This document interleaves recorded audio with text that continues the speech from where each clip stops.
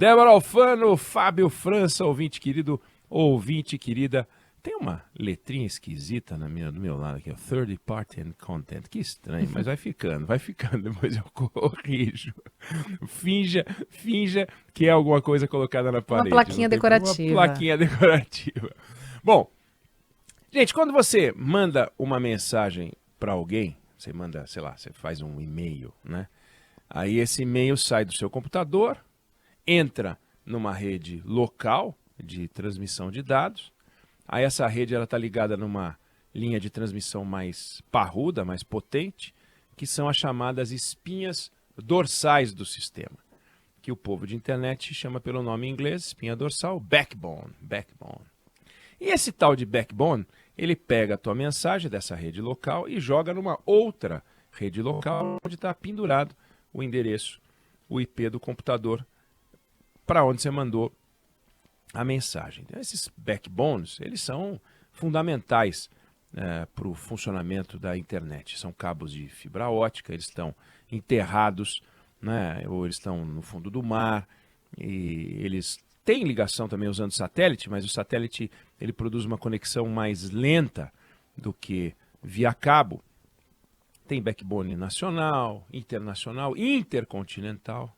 Só desses intercontinentais tem mais de 200 cabos para lá e para cá no mar. E o maior deles é um cabo de fibra ótica, tem quase dá a volta na Terra. Ele tem 39 mil quilômetros, o perímetro da Terra no Equador 40 mil. Ele junta 32 países, faz a conexão da Europa com a África, com a Ásia, Oceania, etc. E tal. O Brasil tem 6 cabos submarinos. E essas redes locais onde a gente opera tem uma velocidade menor, esses backbones têm uma velocidade maior, e eu estou falando tudo isso porque a China anunciou ontem ter construído um backbone, ter montado um backbone que bateu o recorde de transmissão de dados.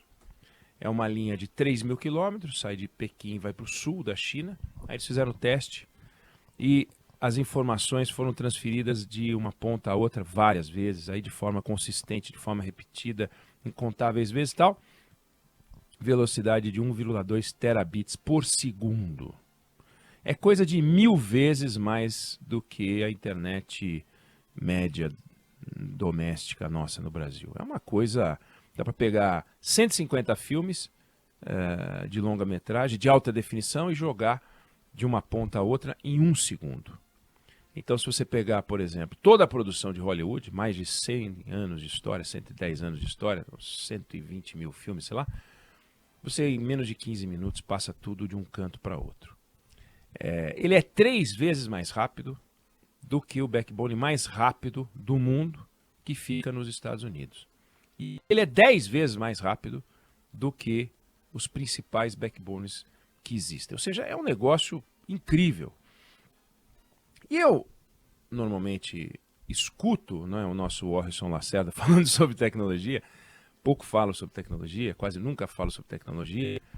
Mas quando eu vi esse lançamento, quando eu vi esse anúncio, que coisa impressionante, né? Um negócio 3 vezes mais rápido do que o mais rápido que existe, 1000 vezes mais rápido do que a conexão que a gente tem. É um negócio incrível. E é olhar para isso e falar, bom, como é que eles fazem essas coisas, né? Por que eles fazem essas coisas? Por que isso não é anunciado no Brasil, né? Por que não é anunciado no Equador? Por que não é anunciado na Bolívia? É óbvio. A resposta é óbvia. Eles investem uma quantidade de dinheiro exorbitante em pesquisa e desenvolvimento. Eles, os alemães, os japoneses, os americanos. E o Brasil investe uma porção pequena do PIB. Lembrando que o Brasil tem um PIB que também é, comparado a esses países, um PIB menor. Então a gente investe coisa de 1% do PIB em pesquisa e desenvolvimento. A China investe o dobro, mais do que o dobro, com o detalhe que o PIB chinês é muitas vezes maior do que o nosso. Então, eles investem mais do que o dobro de um PIB que é muitas vezes maior do que o nosso. Então, a gente tem que avançar e avançar e avançar e demais. Quando você pega os rankings de inovação, tem lá a lista dos países, a gente está em 64º lugar no ranking mundial de inovação tecnológica. 64º. Se a gente fosse o 64º PIB, tudo bem, mas não é. É uma das 10 maiores economias do mundo. Como pode um negócio desse? Aí você fala assim, mas e os produtos decorrentes da inovação? Será que a gente não está melhor? Não, aí a gente está em 70º lugar. Quer dizer, quando que a gente vai disputar um backbone desse? Nunca, nunca. Só quando a gente conseguir trazer para cá. Então a gente desenvolve pontualmente aqui e ali, a gente está na ponta, pontualmente aqui e ali, e tem centros de inovação, nós não podemos desconhecer, mas é muito pontual. Tudo é chinês, tudo é japonês, tudo é alemão, tudo é americano.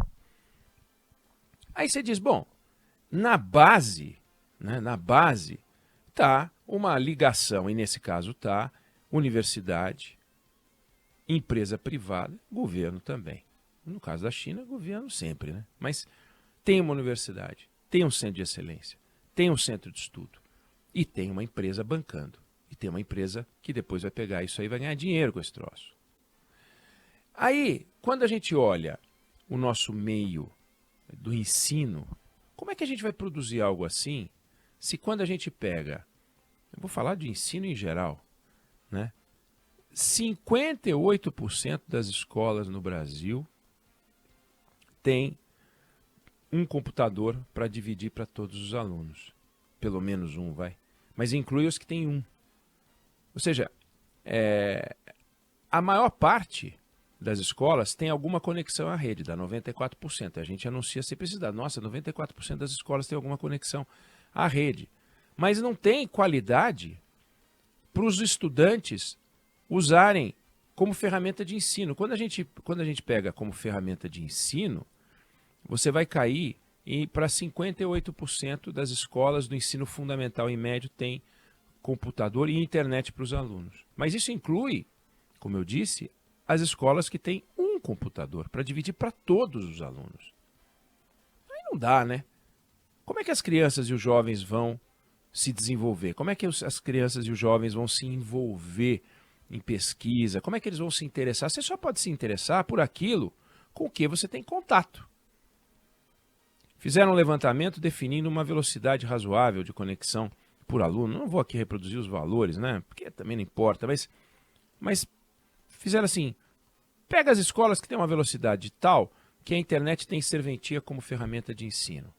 46% das escolas particulares alcançaram essa velocidade, isso numa ponta. Na outra ponta, nas escolas municipais, nem 30%. Ou seja, mais de 70% das escolas, mais de 70% dos alunos não têm acesso a uma internet com serventia para ser ferramenta de ensino. Alguns estados brilham. Mato Grosso do Sul, todas as escolas estão conectadas. Goiás, Distrito Federal, chegando lá. Só que na outra ponta, a gente tem 6 estados, aí como pode? A gente vai dizer assim, não, então os jovens desses estados, eles estão condenados a não ter acesso? É justo isso? 6 estados têm mais de 10% das escolas sem acesso à internet. Maranhão, 12% das escolas. Amapá e Pará, 28% das escolas sem internet. Roraima, 36%. Amazonas, 40% do estado do Amazonas. 46% no caso do Acre. E aí? 46% é quase metade, não tem internet. Aí você fala, puxa vida, não tem internet e tal. Mas aí você descobre uma outra lista que é ainda mais assustadora. Tem 4 estados brasileiros com mais de 10% das escolas sem energia elétrica. O Pará aparece de novo aqui, 12% das escolas. O Amazonas aparece aqui de novo, 20% das escolas sem energia elétrica. Não dá para ter internet, não dá para ter luz, não dá para ter ventilador, não dá para ter nada. Roraima, 21%. Acre, que é o campeão mundial sem, né, com escolas sem internet, também é o campeão, mundial é fogo, né? Nacional sem energia elétrica, 35% das escolas. Então você nasce no Acre, você nasce no Amazonas, a tua chance de ser um cientista, de estar ligado à ciência, vai diminuindo muito. É justo isso? É razoável esse negócio? Claro que não. Isso é uma desonestidade. É uma injustiça brutal. Então essa vitória chinesa, ela tem que servir de inspiração, ainda mais porque não dá para dizer, mas é porque eles têm um PIBão. Sim, eles têm um PIBão. Só que em 1980, 40 anos, né? 90, 2000, 2010, 40 anos, o Brasil tinha um PIB maior do que a China. O que os chineses produziam em um ano, a gente produzia em 10 meses, em 1980. A gente era mais rico do que os chineses. Por que a gente não manteve essa diferença e investiu no progresso? Eles investiram. Hoje, lembre-se, eu falei que o que eles produziam em um ano, a gente produzia em 10 meses. Hoje, o que eles produzem em um ano, a gente precisa de 11 anos para produzir. A gente precisava de 10 meses, agora a gente precisa de 11 anos para produzir. Olha que loucura! Então a China anuncia a rede de internet mais rápida do mundo, o backbone, 3 vezes mais rápida do que a rede mais rápida do mundo, que fica nos Estados Unidos. Resultado de investimento em pesquisa, etc, etc, etc. Só que o que é maluco é imaginar que boa parte dos estudantes brasileiros não vai ficar sabendo disso, porque a escola deles não tem acesso à internet. A escola deles não tem como saber, não dá para saber. É uma coisa absurda. Veja, o Brasil tem coisas incríveis, admiráveis. Mas tudo seria ainda mais incrível e mais admirável com uma internet mais rápida. Tudo isso seria ainda mais incrível e mais admirável com 5G que funcionasse, né? Com 5G de verdade, com 5G em tempo integral, com 5G para valer, com uma rede de internet poderosa, com os nossos backbones botando para quebrar. E, no entanto, a gente está olhando e festejando a conquista tecnológica da humanidade, né? Porque a gente tem que festejar da humanidade. Fala, nossa, olha, o ser humano conseguiu, mas o ser humano da China. Então vai aumentar a distância, o PIB deles vai crescer numa razão mais rápida do que a nossa. Hoje, um chinês paga uma conta com um leitor facial. Não tem mais dinheiro. Esmola é paga com Pix. Não é Pix, é QR Code e tal. Eles têm lá outros aplicativos, o chat, os troços. Mas é tudo digital. Só lá não. Você vai para os países e você vê países avançando numa velocidade incrível. A Coreia, Japão, na Europa você tem muito avanço. E o Brasil vai ficando para trás. Então, quanto mais a tecnologia avança, mais ela vai barateando, é evidente. Mas assim, a gente precisa correr. Porque algumas coisas não adianta. Como é que a gente vai conseguir avançar em veículos, por exemplo, sem motorista, sem piloto, se a gente não tiver uma conexão para valer? Como é que a gente vai fazer para agilizar certos serviços? A gente conseguiu fazer coisas incríveis, até mesmo antes da internet no setor bancário. Incrível, nosso setor bancário realmente produz inveja no mundo todo. Mas tem muito mais que a gente precisa fazer para que a vida das pessoas se torne mais fácil. No acesso aos serviços públicos, para conseguir um direito, para resolver uma questão na justiça, para tramitar um papel, para sair um documento, para fazer um pagamento. E a gente está demorando demais. Olha só o que a China fez, olha só o que a gente faz. Eu não sei se você concorda ou discorda, mas essa é a opinião que eu tenho sobre o assunto.